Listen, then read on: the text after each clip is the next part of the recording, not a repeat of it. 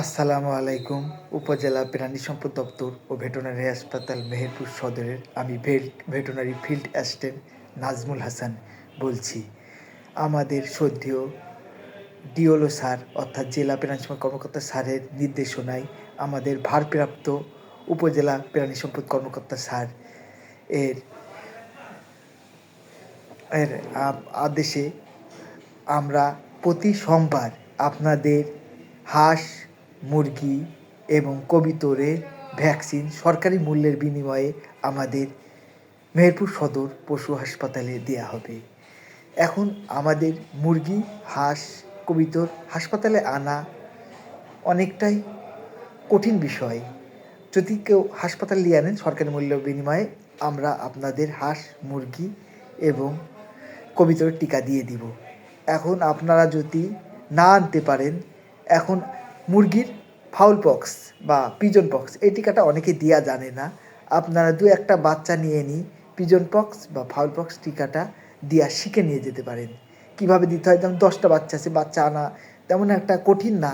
খাঁচাই করে আপনি মুরগির 10টা বাচ্চা নিয়ে সরকারি মূল্যের বিনিময়ে পক্সের টিকাটা আপনারা দিয়ে নিয়ে যেতে পারেন এবং সেই সাথে আপনাদের পক্সের টিকা দেওয়াও শেখা হয়ে যাবে একইভাবে। তাই আপনারা আপনার মুরগির বাচ্চার পক্সের টিকা না জানলে এখানে নিয়ে মুরগির পক্সের টিকা দিয়ে শিখতে পারেন। পক্সের 10 দিনে একবার দিতে হয়, 35 দিনে একবার। যেহেতু বসন্তকাল তাই মুরগির পক্সের টিকাটা দেওয়া গুরুত্বপূর্ণ। এছাড়া মুরগির ভ্যাকসিন প্রথমে আমরা 3 থেকে 7 দিনে BCR দিবি। 3 দিন দিলে বেটার, কারণ যদি এর মাঝে রানীক্ষেত রোগ রেগে যায়, তাই 3 থেকে 7 দিনে দিবেন। 10 দিনে পিজন পক্সের এবং 12 দিনে গাম্বুরা, 19 দিনে গাম্বুরা, 21 দিনে BCR দিবি এবং 35 দিনে ফাউল পক্স। এটা বাচ্চা মুরগির ভ্যাকসিন ডোজ।